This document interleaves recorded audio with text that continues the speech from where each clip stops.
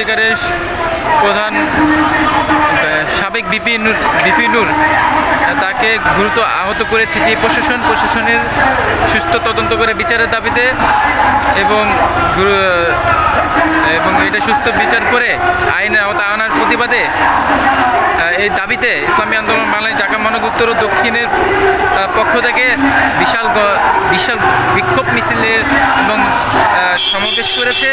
দেখতে পাচ্ছেন আপনারা ইসলামী আন্দোলন বাংলাদেশের বিশাল লক্ষ লক্ষ শত হাজার মানুষ নিয়ে রাজপথে গণ অধিকারের পরিষদ বিপি নূর ভাইয়ের পক্ষে দাঁড়িয়েছে।